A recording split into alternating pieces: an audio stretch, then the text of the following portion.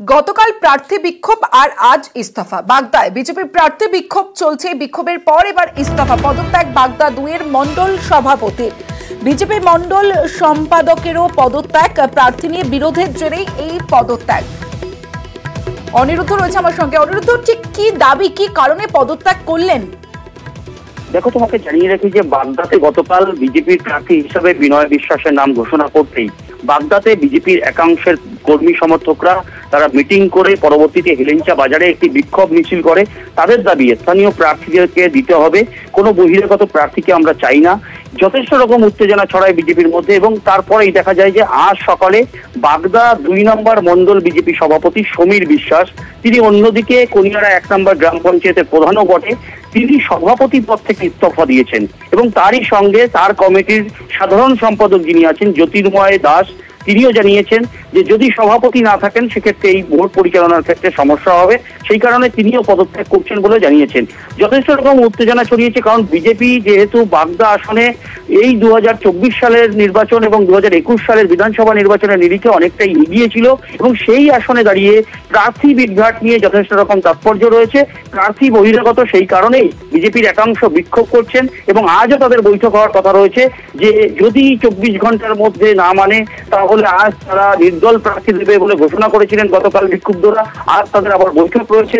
যথেষ্ট রকম তাৎপর্য তৈরি হয়েছে এবং দেখা যাচ্ছে যে বিজেপির একটি অংশ এখনো পর্যন্ত তারা অনড়, তারা চাইছেন এই প্রার্থী পরিবর্তন করে নতুন প্রার্থী দেওয়া হোক যিনি বাগদার স্থায়ী বাসিন্দা।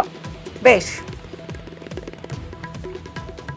সবাই মিলিতভাবে একটাই দাবি করেছিলাম উপর নেতৃত্বের কাছে যে আমাদের বাগদার ভূমিপুত্র যে কাউকে একটা টিকিটটা দেওয়া হোক। কিন্তু উপর নেতৃত্ব আমাদের বলেছিলেন হ্যাঁ বাগদার ভূমিপুত্রই হবে। কিন্তু যখন টিকিটটা দেওয়া হলো, বেরোনোর পর দেখতে পারলাম যে সেখানে বহিরাগত কোনো এক ব্যক্তিকে দেওয়া হয়েছে। আপনি মন্ডল সভাপতি থেকে রিজাইন করেছেন? আমি মন্ডল সভাপতি রিজাইন করেছি। আপনি তো অন্যদিকে প্রধানও আছেন, 1 নম্বর গ্রাম পঞ্চায়েত প্রধান হিসেবে থাকছেন। যদি মেম্বার এবং কমিটির ছেলেপেলে বলে এটাও ছাড়তে হবে, প্রধানের পদ থেকে রিজাইন মারবো।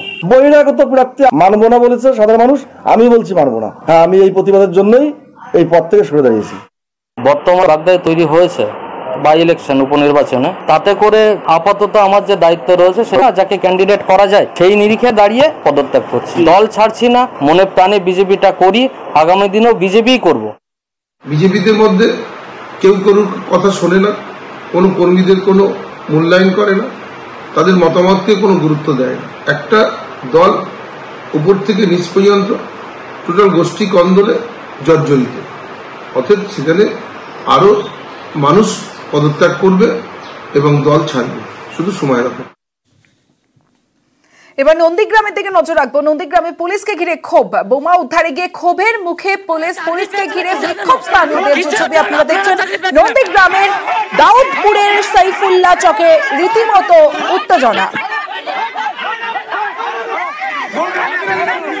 সুজিত রয়েছে, ঠিক সুজিতের সঙ্গে কথা বলবো। সুজিত, কি কারণে এই বিক্ষোভ স্থানীয়দের? পুলিশের বিরুদ্ধে তো ক্ষোভ রয়েছে মানুষের।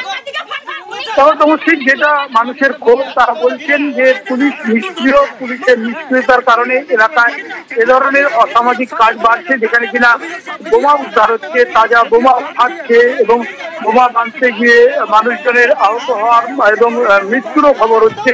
সেখানে পুলিশ অনেকখানি হাত গুটিয়ে বসে রয়েছে এবং সেটাই মানুষ বলে পুলিশের বিরুদ্ধে ক্ষোভ বিক্ষোভ জানাচ্ছেন। এবং গোটা ঘটনা নিয়ে রাজনৈতিক চাপানুতর চলছে। তেমন পুলিশের যে বলা যায় যে টিম, তারা ঘটনাস্থলে গিয়ে তদন্ত করতে চাইছিলেন এবং লোক উদ্ধার করে নিষ্ক্রিয় করার চেষ্টা করতে চাইছিলেন।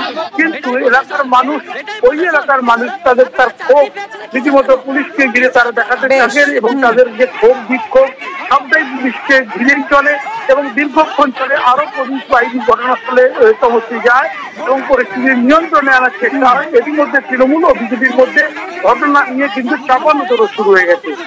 বেশ,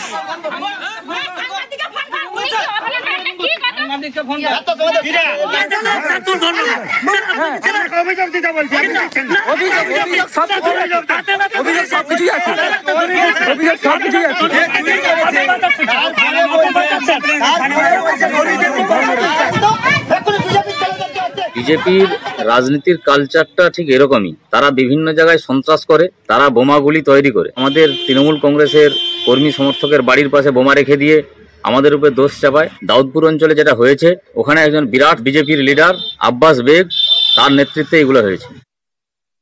আমরা দেখতে পাচ্ছি দেবাংশু এখানে গোয়ারা হারার ফলে এই বুথ যেহেতু পাশের বুথ যেহেতু বিজেপির লিড নিয়েছে, তার ফলে এই এলাকার তৃণমূল নেতৃত্ব এই অঞ্চলের শেখ শামসুলের নেতৃত্বে এই এলাকার তৃণমূলের বুথ সভাপতি রঙ্গলাল বারিক ও শঙ্কর রঞ্জিতের নেতৃত্বে দিনের পর দিন রাতের পর রাত বাইক ভ্যানে এসে দাপট দেখাচ্ছে, ঝামেলা করতেছে, বোম ফাটাচ্ছে। এই এলাকার অন্যান্য জায়গায় আরও তৃণমূলের বিভিন্ন বাড়িতে আরও বোম বন্দুক থাকতে পারে। পুলিশের হাতে তৃণমূলের এক কর্মীকে সক্রিয় নেতৃত্ব, যার নেতৃত্ব হয়েছে, তাকে তুলে দিয়েছিলাম, পুলিশ তাকে ছেড়ে দিয়েছে।